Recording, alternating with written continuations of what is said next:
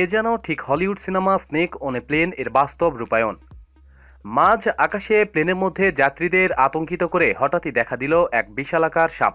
তারপর যা ঘটল তা আরও বিস্ময়কর।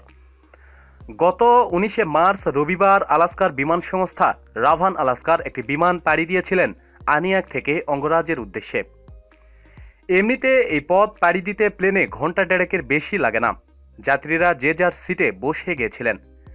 নির্ধারিত সময়ে বিমানও উড়ে গেছে আকাশে, কিন্তু উড়ান শুরু হওয়ার মিনিট 15 পরই পাইলটের ককপিট থেকে যাত্রীদের উদ্দেশ্যে ভেসে এলো ঘোষণা। যাত্রী সাধারণের উদ্দেশ্যে জানানো যাচ্ছে যে প্লেনের মধ্যে একটি সাপ খোলা অবস্থায় ঘুরে বেড়াচ্ছে। এতে যাত্রীদের প্রতিক্রিয়া কী হয় তা বলাই বাহুল্য। সকলেই আতঙ্কিত হয়ে তখন নিজের নিজের সিটের তলা ভালো করে খুঁজে দেখছেন সাপটা সেখানেই বসে নেই তো।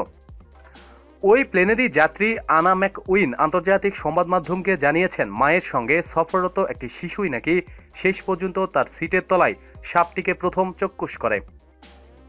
আতঙ্কে যাত্রীরা তখন বেহাল। প্লেন তখন মাঝ আকাশে, ফলে বাইরে বেরিয়ে আসা সম্ভব নয়।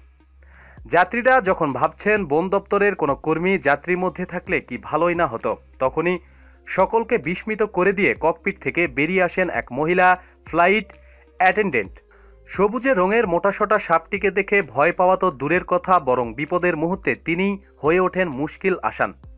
স্নেক অন এ প্লেন এর হিরো স্যামুয়েলস এল জ্যাকসনের মতোই তিনি তখন যাত্রীদের পরিত্রাণতার ভূমিকায় উপনীত হন। এগিয়ে গিয়ে তিনি সাপটিকে কবজ করেন এবং হাতে করে ধরে একটি প্লাস্টিকের ব্যাগে সাপটিকে ভরে ফেলেন। তারপর ভালো করে মুখ বেঁধে দেওয়া হয় ব্যাগটির। যাত্রীরা হাত ছেড়ে বাঁচেন। ধন্য ধন্য বলে যায় ওই বীরাঙ্গীর নামে। যাত্রীরা সকলেই সুরক্ষিত রয়েছে। কিন্তু প্রশ্ন হলো, প্লেনের ভিতরে সাপ এলো কোথা থেকে?